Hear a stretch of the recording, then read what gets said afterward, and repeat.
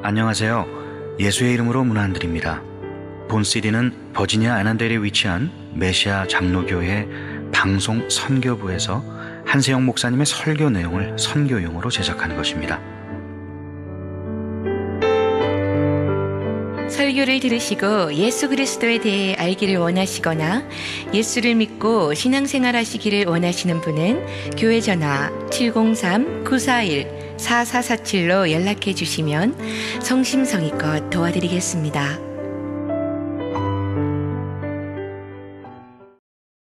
(2013년) 마지막 주일입니다. 한 해 동안도 하나님의 은혜가 늘 우리와 함께 하신 줄로 믿습니다.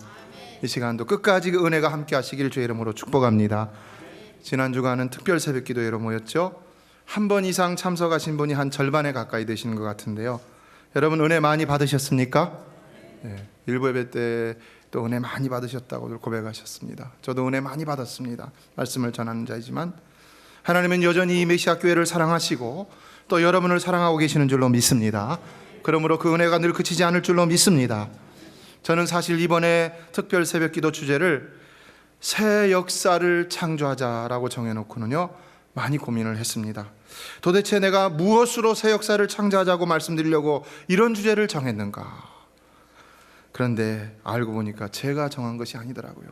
하나님이 하루하루의 시간을 통해서 저에게 말씀을 주시는데, 말씀으로, 기도로 새 역사를 창조하자, 말씀으로 새 역사를 창조하자, 예수로 새 역사를 창조하자, 이것이 바로 성탄절의 말씀이었죠.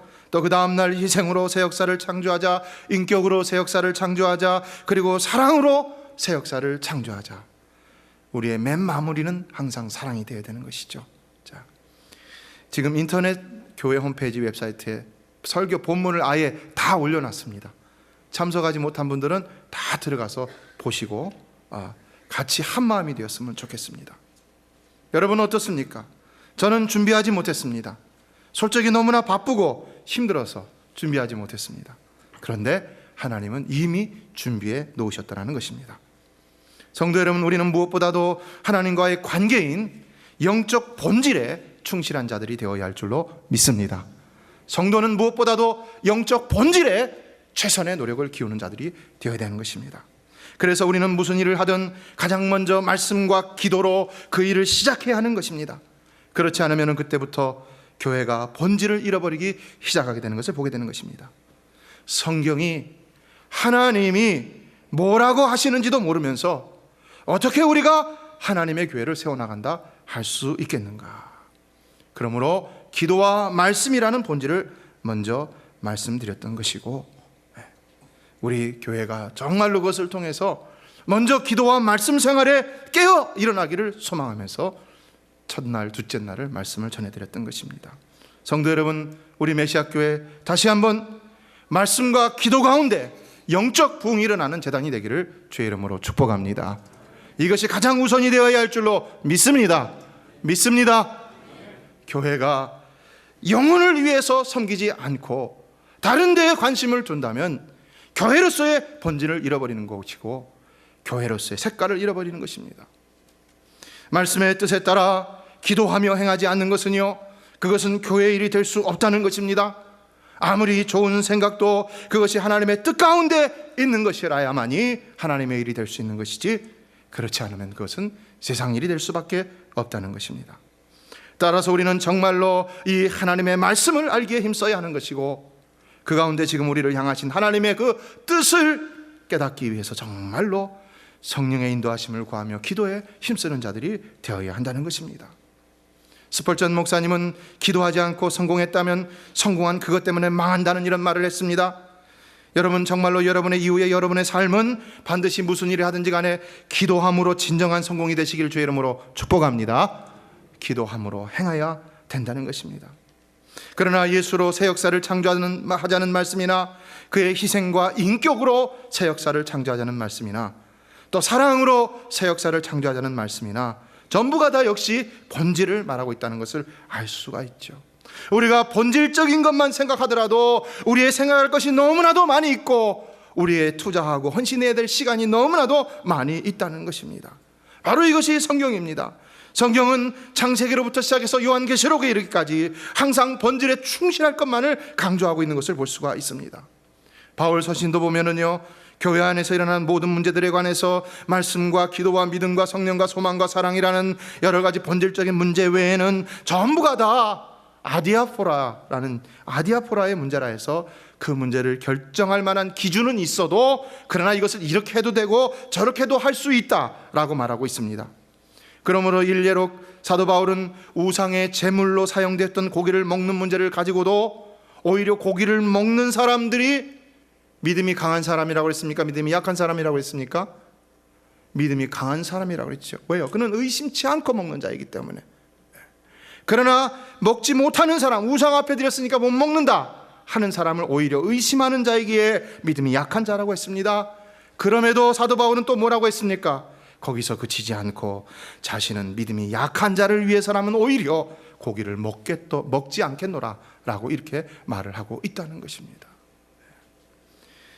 다시 말해 이것은 그리 중요한 본질적인 문제가 아니기 때문에 오히려 자신은 믿음이 약한 사람을 위해서 자신의 기준을 포기하겠다는 것입니다. 그래서 이 아디아포라라는 말의 의미는 상관없는, 중요하지 않은 것들, 이런 의미가 있습니다. 이것은 이렇게 해도 되고 저렇게 해도 되고 교회 안에서는 별로 그렇게 중요치 않은 문제라는 것입니다. 따라서 교회는 이런 문제에 힘을 낭비하고 시간을 낭비하며 마음이 나뉠 필요가 없다는 것입니다.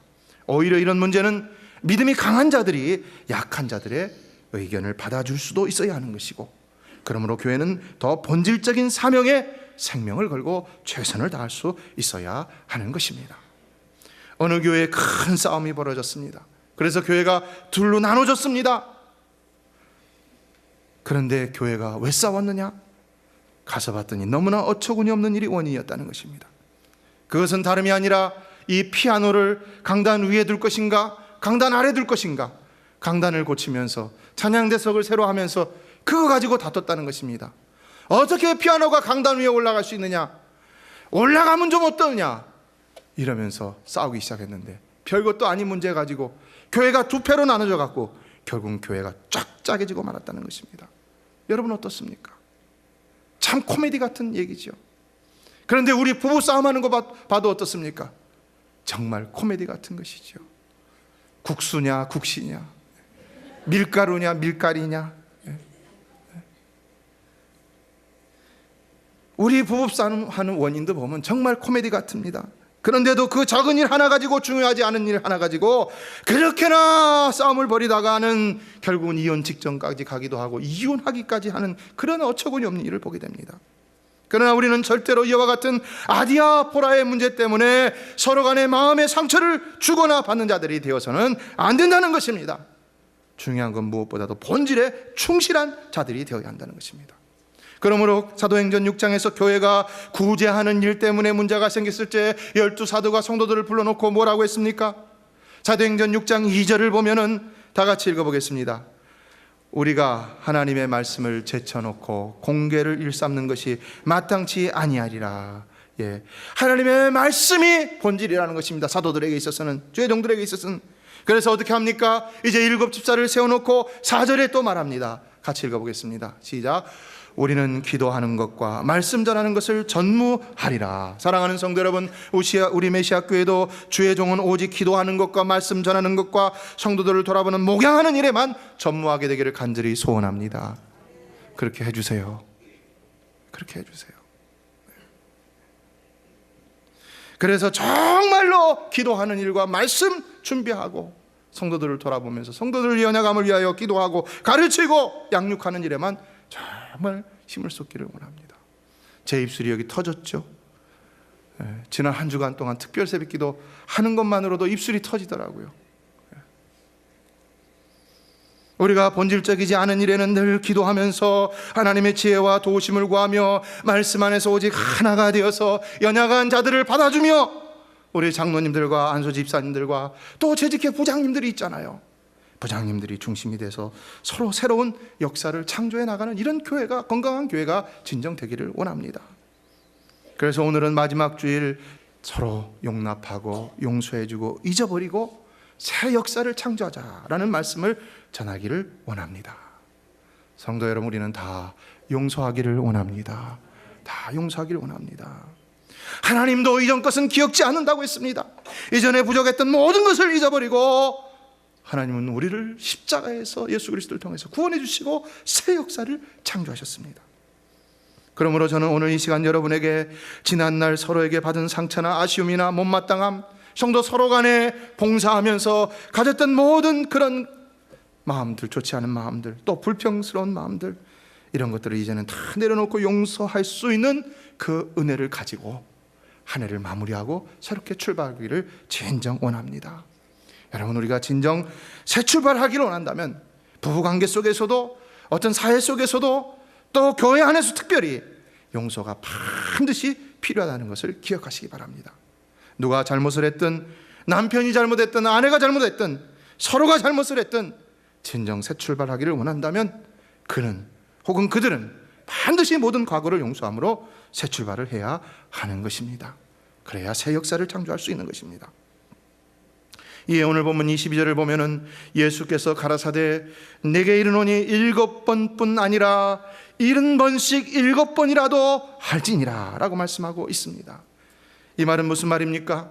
여기 70번씩 7번이라는 말의 헬라어 원문은 70번 곱하기 7번이라는 말이 될 수도 있고 또 77번이라는 말이 될 수도 있습니다. 그러나 중요한 것은 70번씩 7번이라는 490번이 아니라 또 77이라는 77번의 의미가 있는 것이 아니라 바로 이 말 자체, 헬라어로 말하자면 헵토메콘 타키스, 헵타라는 이 말 자체의 표현이 무한한 용서를 나타내기 위한 상징적인 용도로 사용되고 있다는 그 자체에 중요한 의미가 있다는 것입니다.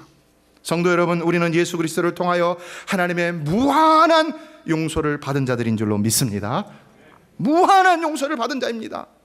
어제도 죄를 졌습니다. 아니, 이전에도 예수 그리스도를 믿기 전에도 죄를 졌는데 예수 그리스도를 믿고 나서도 죄를 졌습니다. 오늘 이 시간에도 마음으로 범죄하는 성도가 있을 것입니다. 이 자리를 떠나서도 범죄하는 사람이 있을 것입니다. 그럼에도 하나님의 용서는 그침이 없다는 것입니다. 끊임이 없다는 것입니다. 믿으십니까? 믿으십니까? 이 믿음이 없으면 우리가 어떻게 신앙생활 할 수 있습니까? 어떻게 천국 가는 확신이 있을 수가 있습니까? 나 같은 죄인이 어떻게 구원을 받을 수 있다는 확신이 있을 수가 있겠습니까? 그러므로 우리도 마땅히 다른 사람들을 하나님의 말씀 안에서 무한히 용서하는 자들이 되어야 한다는 것입니다.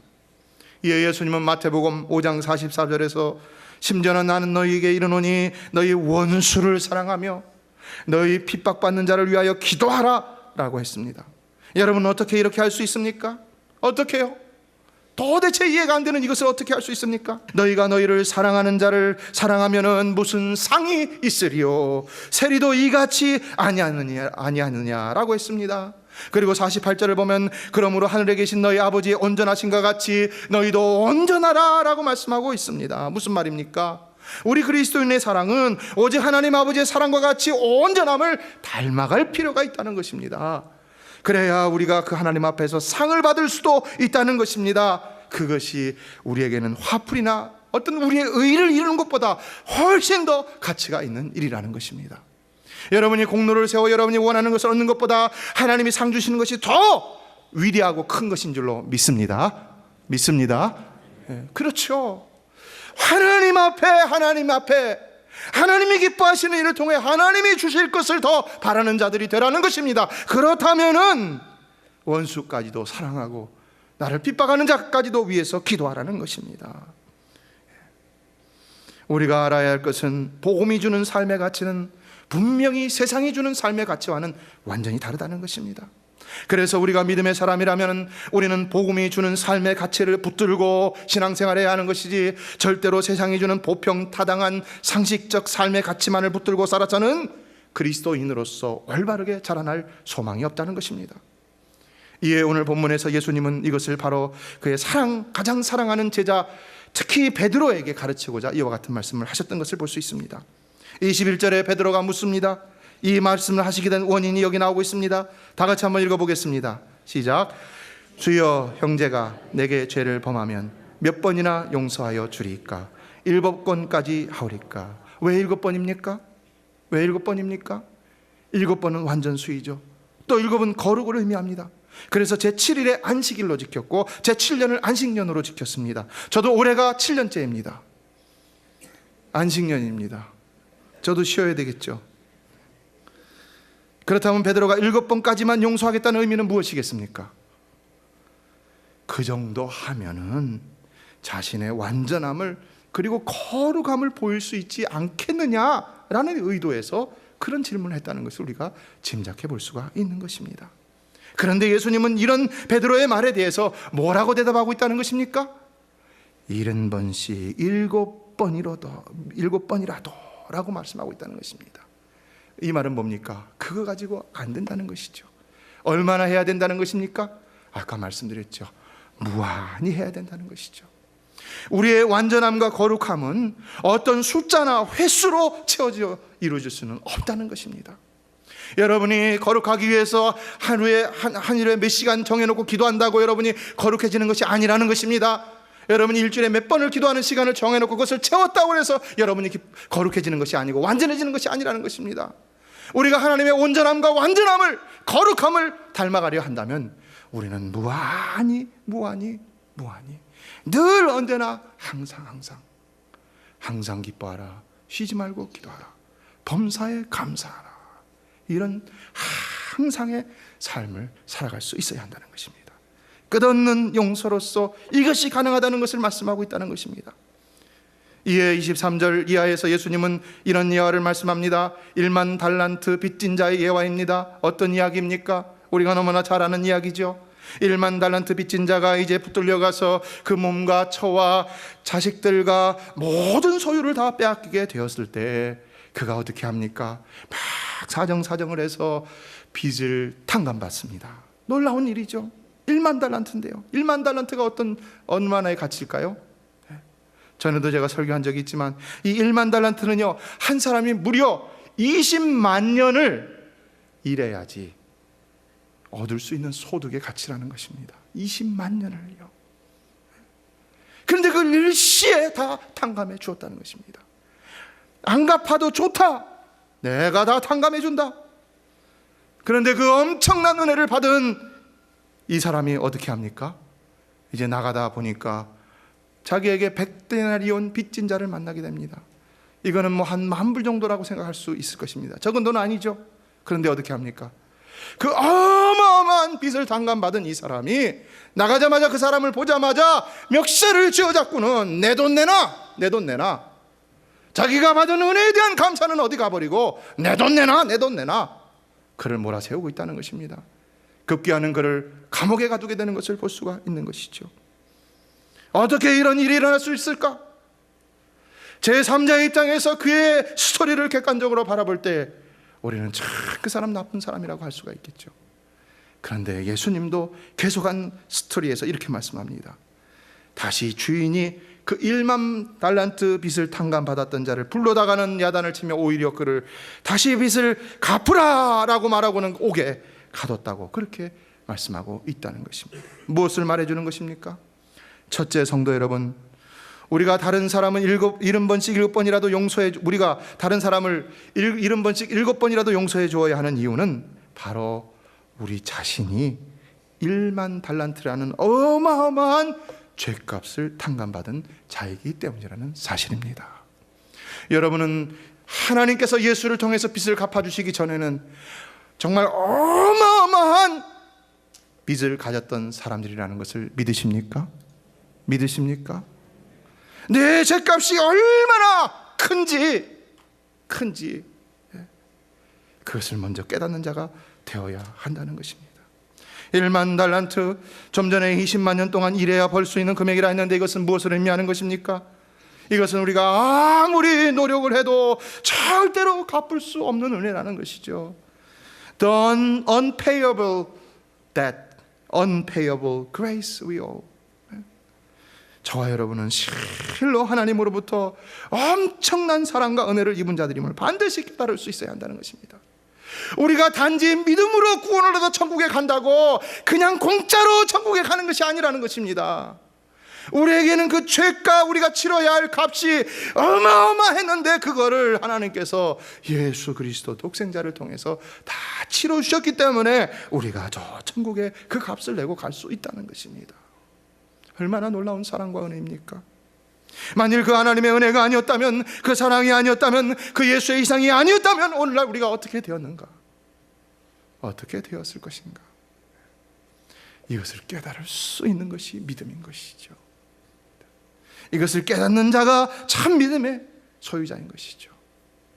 어제 새벽에도 찬양을 했지만은요, 하나님의 은혜로 이 쓸데없는 자 왜 구속하여 주는지 난 알 수 없도다. 내가 믿고 또 의지하면 내 모든 형편 잘하는 주님 늘 돌봐 주실 것을 나는 확실히 아네. 우리 한번 같이 찬양해 볼까요? 하나님의 은혜로 있을 데 없는 자 왜 구속하여 주는지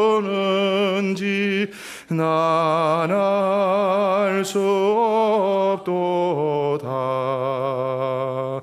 내가 믿고 또 의지함을 내 모든 영표 잘하는 주님 늘 돌봐 주실 것을 나는 확실히 아네. 할렐루야. 이미 우리 이 쓸데없는 우리는 이 놀라운 하나님의 은혜가 임하였고 계속해서 임하고 하늘나라가는 그날까지 임하게 될 줄로 믿습니다. 저는 성도들의 삶을 돌아보면서 어떻게 하나님께서 이처럼 기가 막히도록 성도들의 삶을 돌아보시고 인도하시는가 생각할 때 정말로 깜짝깜짝 놀라며 감사드릴 때가 많이 있습니다. 어떻게 이런 상황에서 저런 상황에서 이런 관계에서 저런 관계에서 하나님은 아무것도 묻지 않으시고 과거도 묻지 않으시고 연약함도 묻지 않으시고 어떻게 저렇게 놀라운 은총을 베풀어 주실 수 있는가? 무너져던 가던 그런 가정이 다시 살아나고 불신자들의 마음이 신자의 마음으로 바뀌고 불평과 불화가 화평으로 변화되고 다 무너져가던 자녀의 관계가 회복되어지고 이웃과의 관계가 회복되어지고 성도와의 관계가 회복되어지고 죽어가던 사업이 살아나고 하나님께서 일처를 지켜주시고 어떻게 나 같은 죄인이 구원받은 것만도 그렇게 엄청난 은혜의 사건인데 이처럼 매일매일의 삶 속에서도 놀라운 은혜를 베풀어 주시고 계시는가?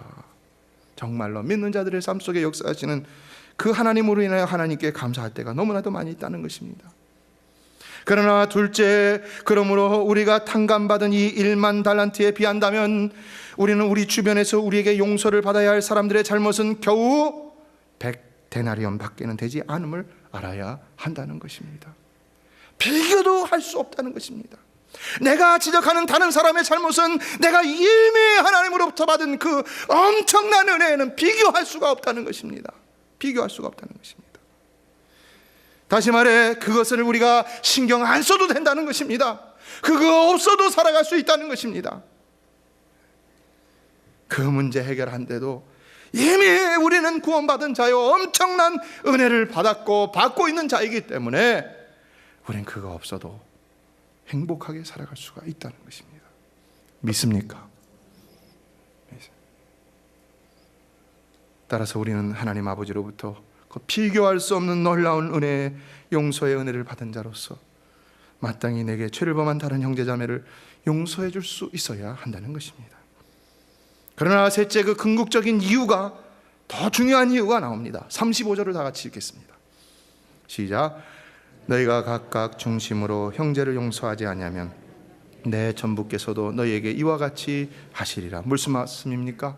굉장히 위협적인 말씀이죠. 위협적인 말씀입니다. 너희가 각각 중심으로 형제를 용서하지 아니하면 하나님께서도 우리를 용서해 주지 않는다는 것입니다. 절대로 용서해 주지 않는다는 것입니다. 다시 말해 우리가 받은 그 1만 달란트의 은혜, 그래서 오늘도 내일도 영원토록 그 은혜로만 살아가야 하는 우리가 남을 용서해 주지 않는다면 이미 받은 그 탕감의 은혜, 계속되는 그 은혜 빼앗겨 버릴 수가 있다는 것입니다. 오늘 비유가 그걸 분명히 얘기해 주고 있죠. 빼앗겨 버릴 수 있다는 겁니다. 하나님의 작정이 실패한 것입니까? 아닙니다. 하나님의 섭리가 있다는 것을 우린 기억해야 합니다. 그래서 하나님이 더 이상 우리를 용서하지 않으셔서, 그래서 하나님께서 우리를 징벌하실 수 있고, 그래서 우리 가정이 안 될 수 있고, 자녀가 안 될 수 있고, 사업이나 직장이 안 될 수 있고, 건강이 안 될 수 있고, 관계가 안 될 수 있고, 무슨 일이든지 다 안 될 수도 있다는 것입니다. 여러분, 우리가 이런 얘기 잘 안 해서 그렇지, 이것이 현실입니까? 아닙니까? 사실입니까? 아닙니까? 사실이죠. 이런 일들이 일어나죠. 반드시 이것 때문에 이것이다라고 말할 수는 없지만은, 그러나 이런 일들이 일어난다는 것입니다. 하나님과의 관계가 막히니까 갑자기 잘 되던 일도 안 되기 시작합니다. 잘 나가던 자녀들이 갑자기 앞이 막힙니다. 사업의 문이 닫히고 이웃과의 관계가 멀어지고, 그래서 우리는 날마다 무슨 일이 있어도 하나님과의 관계에서는 절대로 성공하는 자들이 되어야 하는데, 이에 18절 말씀, 오늘 본문을 보면요, 다 같이 읽어볼까요? 시작. 진실로 너희에게 이르노니 무엇이든지 너희가 땅에서 매면 하늘에서도 매일 것이요 무엇이든지 땅에서 풀면 하늘에서도 풀리라.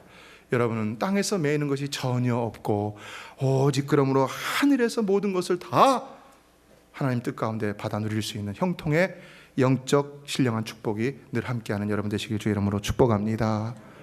땅에서 매면 안 됩니다. 매면 안 됩니다. 매면 안 됩니다. 잠시는 매일 수 있지만 반드시 풀어야 한다는 것입니다. 반드시.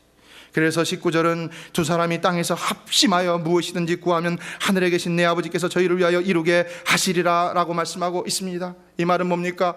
우리의 기도가 응답되지 않는 이유는 우리의 마음이 서로 매어 있기 때문인데, 그걸 풀으면은, 그래서 마음이 하나가 돼서 기도한다면 하나님은 반드시 그 기도의 응답을 이루어 주신다는 것입니다.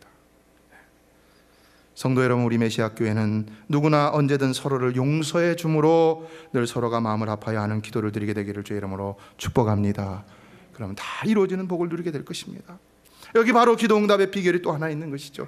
그러나 놀라운 새 역사의 창조의 비밀을 하나님께서는 이것을 통해서 또한 우리에게 가르쳐 주시고 있다는 것을 깨달을 수가 있는 것입니다. 그래서 우리는 반드시 남을 용서해야 합니다. 그래야 새로운 역사를 시작할 수 있고 새로운 역사를 창조해 나갈 수가 있다는 것입니다. 생각해 보세요. 과거의 찜찜한 문제들을 다 마음속에 여전히 쌓아놓고서 어떻게 새로운 일을 생각할 수가 있겠습니까? 용서라는 것은요, 첫째, 싹 비우는 일인 것입니다. 둘째, 그러므로 하나님께 다 맡겨버리는 일이 되는 것입니다. 그래서 시편 37편을 보면 1절에 행악자를 인하여 불평하여 하지 말며 불의를 행하는 자를 투기하지 말지어다 라고 하면서 5절에 말합니다. 같이 읽어보겠습니다. 시작. 너의 길을 여호와께 맡기라. 저를 의지하면 저가 이루시고 내 의를 빛같이 나타내시며 내 공의를 정오의 빛같이 하시리로다. 사랑하는 성도 여러분, 여러분의 모든 안타까움과 모든 불의하게 생각하는 것들 다 하나님께 맡기시면 하나님 해결해 주실 줄로 믿습니다. 하나님 해결해 주실 줄로 믿습니다. 우리는요, 하나님 앞에 맡기는 자가 되어야 되고요, 하나님께서 이 땅 가운데 주신 법 앞에 맡기는 자가 되어야 됩니다. 세상 법도 그렇잖아요. 누가 잘못했다고 우리가 복수하면 그게 죄악인 것이잖아요. 법에 맡겨야죠. 그러나 여기 이 말씀을 통해서 우리가 깨달을 수 있는 것은요, 우리가 이런 일을 하나님께 맡겨버리면은요, 그 일이 우리에게는 오히려 하나님께 대한, 하나님 앞에서의 우리의 공로가 된다는 것입니다. 그래서 우리 의가 빛나게 되는 놀라운 역할을 한다는 것입니다. 놀라운 일이죠. 우리의 공로로는 조금도 기여할 수 없는 구원의 일, 천국 가는 일을, 그러나 우리가 악할지라도 불평하지 않고 여호와께 맡겨버리면 우리 공로가 생긴다는 것입니다. 하나님 앞에서. 얼마나 놀라운 사실입니까? 그래서요, 남을 용서하는 일은 절대로 손해보는 일이 아닙니다. 100달란트 안 받는 일이 절대 손해보는 일이 아닌 것입니다. 그건요, 싹 비우고 하나님께 맡겨버리면요, 더 놀라운 하나님의 유익과 가치가 우리에게 임하게 되는 것을 우리는 깨달아야 하는 것입니다. 여러분, 하나님으로부터 받는 것이 더 귀중한 것인 줄로 믿습니다. 우리의 의를 이루는 것이 더 중요한 것이 아닙니다. 우리의 원하는 것을 얻는 것이 더 중요한 것이 아닙니다. 하나님으로부터 내가 얼마를 받을 것이냐가 더 중요한 것이지요. 여러분, 그런데 누군가 여러분에게 1,000만 불 줄 테니까 내 잘못 용서해달라고 하면 어떻게 하겠습니까? 예, 황송한 마음으로 그렇게 해주지 않을 것 같으면서 그렇게 해죠. 또 뭐라고 말합니까? 그런 일 있으면 또 전화 주세요. 근데 하나님이 용서하면 상 주시겠다고 하는데 욕심이 없습니까, 여러분? 하나님이 용서하면 상 주시겠다고 하는데 우리는 우리의 감정이 더 중요한 것 같아요, 말씀보다도. 그렇죠? 그러나 기억하십시오. 오늘은 2013년 한 해의 마지막 주일로서 우리 자신들도 또한 하나님 앞에 용서를 받아야 할 것들이 많은 사람들이라는 사실입니다. 하나님은 여러분에게 1달란트의 직분, 2달란트의 직분, 혹은 5달란트의 직분을 맡겨주셨다는 사실을 기억하십시오. 당회장이 준 거 아닙니다. 당회가 준 거 아닙니다. 교회가 준 거 아닙니다. 하나님이 주셨음을 믿습니까? 여러분의 직분을 하나님이 주셨음을 믿습니까? 이것이 흐트러지면 안 됩니다. 교회는 하나님의 교회요, 그러므로 오직 하나님의 뜻만을 위해야 되는 것이고, 그러므로 우리의 직분은 오직 하나님께서 주신 것이라는 것입니다. 그러므로 우리는 이 2013년 마지막 주일, 우리가 한 해 동안에 얼마나 하나님 앞에서 잘못한 것이 있는지, 나는 과연 착하고 충성된 종이라 이끌음을 받을 수 있는 것인지, 아니면 바깥 어두운 데로 내어 쫓겨 슬피 울며 이를 갈아야 하는 존재인지, 내 맡은 일을 얼마나 하나님 앞에서 충실하게 하였는지, 여러분은 서로를 평가해서는 안 됩니다. 그러나 하나님은 보고 계신다는 것입니다. 보고 계신다는 것입니다. 그렇기 때문에 우리도 또한 그 하나님 앞에 용서를 받아야 할 사람으로서 마땅히 다른 사람을 반드시 용서해야 한다는 것입니다. 반드시. 그러므로 이 부족한 종을 용서하시고, 우리 장로님들, 권사님들, 안수 집사님들 용서하시고, 여러분 서로 모두를 용서하실 수 있는 은혜가 이 시간 여러분의 심령 가운데 충만하게 되기를 주의 이름으로 축복합니다. 그래야 우리가 2014년 새 역사를 시작할 수 있는 것입니다. 하나님도 예수님을 통하여 우리의 죄를 다 십자가에서 싹 용서하시고 나서야 새로운 역사를 다시 시작하셨다는 사실을 기억하시기 바랍니다. 징기스칸이 정복한 땅이 무려 777만 평방킬로미터라고 하는데요, 이것은요 알렉산더 대왕이 정복한 348만 평방킬로미터와 나폴레옹이 정복한 115만 평방킬로미터와 히틀러가 정복한 219만 평방킬로미터를 합친 것보다 훨씬 더 넓은 땅이었다는 것입니다. 그런데 이 징기스칸이 이렇게 넓은 땅을 정복할 수 있었던 그 이유가 뭐냐? 가장 큰 이유는 바로 그의 원수들을, 그를 대적하고 그를 죽이려 했던 그 원수들을 포용하는 정책을 썼기 때문이라는 것입니다. 그들을 용납하고 그들을 용서하고, 그래서 그 밑에 4명의 탁월한 장군이 있었는데 그 중 하나가 바로 그를 죽이려고 했던 원수였다는 것입니다. 활을 아주 잘 쏘는 제베라는 장군이었는데 활을 너무 잘 쏘서 전쟁터에서 실제로 징기스칸의 목을 팍 뚫은 화살을 쐈다는 것입니다. 그래서 징기스칸이 죽을 뻔했는데 여러분 같으면 어떻게 하시겠습니까? 당장에 그놈의 목을 쳐갖고 죽이겠죠. 그런데 징기스칸이 관대함을 베풀어서 용서하고, 그의 이 제베가 감동을 받아서 오히려 징기스칸에게 충성 맹세를 해서 그와 생사를 같이 하는 동역자가 되었다는 것입니다. 여러분, 우리는 하나님과 원수되었던 자들입니다. 그런 우리를 위해서 하나님께서 생명을 바쳐서 우리를 구원해 주셨다는 것입니다. 믿으십니까? 우리 어떻게 해야 되겠습니까? 우리도 충성 봉사해야 되는 것이죠. 그러나 이를 통해 우리에게 주시는 교훈은 뭡니까? 우리 주님은요 징기스칸의 777만 평방킬로미터보다 더 넓은 전 세계를 이 용서의 사랑으로 정복하시고 계시다는 것입니다. 이에 우리도 용서를 베풀며 하나님 나라를 넓혀가는 일을 감당할 수 있어야 한다는 것입니다. 믿습니까?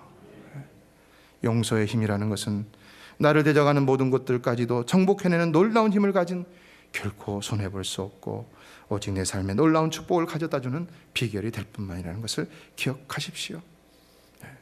미국 남북전쟁 시에 아주 목숨을 걸고 앞장서서 매우 결정적인 싸움에서 정말 목숨을 바쳐 헌신함으로 인해서 혁혁한 공을 세웠던 병사가 있는데, 그의 몸을 뒤져봤더니 어떻게 그가 그렇게 생명을 내어놓고 죽었어요. 나중에 찾아보니까 이 안에서 링컨 대통령의 사면장이 발견되었다는 것입니다. 그러니까 죽을 수밖에 없는 죄를 저질렀는데 그 마지막 순간에 링컨이 살려줬다는 것입니까? 그러니까 그 은혜 너무 고맙고 놀라워갖고 그가 링컨을 위해, 나라를 위해서 그렇게 생명까지도 바친 일에 아낌없이 자신을 던지는 자가 되었다는 것입니다. 오늘 우리는 어떤 사람들입니까? 오늘 우리는 처칠은 전쟁할 때는 과감하고, 패배했을 때에는 도전하고, 승리했을 때에는 용서를 베풀고, 평화로울 때에는 선의를 가지라라고 했습니다.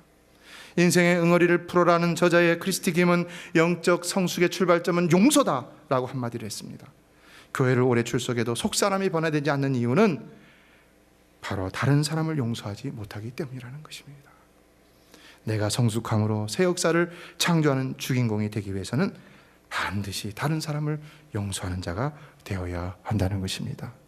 우리 메시아 교회가 정말로 2014년 이후 더욱더 놀라운 새 역사를 창조하기를 원한다면 용서하는 교회가 되어야 한다는 것입니다. 믿습니까? 진정 용서하는 교회가 되기를 원합니다. 여러분의 가정에서 남편을 용서하십시오. 아내를 용서하십시오. 절대로 못해요? 자녀를 용서하십시오. 부모를 용서하시고요. 이웃을 용서하시고요. 교회 안에서 여러분의 집사님, 권사님, 목사님, 장로님 용서하세요. 용서하시고요. 그래서 이제는 싹 다 이전 것은 비우고요. 새로운 역사를 향해서 새 출발하실 수 있는 귀한 은총이 넘쳐나는 여러분 되시기를 주의 이름으로 축원합니다. 예수 그리스도를 통한 하나님의 용서가 이 죄악 많은 인생들 가운데 놀라운 역사를 새롭게 창조해냈듯이 우리의 용서도 우리의 가정과 자녀들과 사업과 교회와 하나님의 축복에 놀라운 역사를 가져오게 될 줄로 믿습니다. 메시아 장로교회는 아난데일 236 리틀 리버 턴파이크 선상에 있으며 디자인 안경과 알라딘 서점 옆에 있습니다. 주소는 4313번 마크햄 스트리트, 애난데일, 버지니아 22003입니다. 성경은 주 예수를 믿어라. 그리하면 너와 내 집이 구원을 얻으리라 하셨습니다. 이 CD를 들으시는 분께서 예수를 믿지 않으셨다면 꼭 예수를 믿고 죄악된 세상에서 구원을 받을 수 있도록 기도하겠습니다.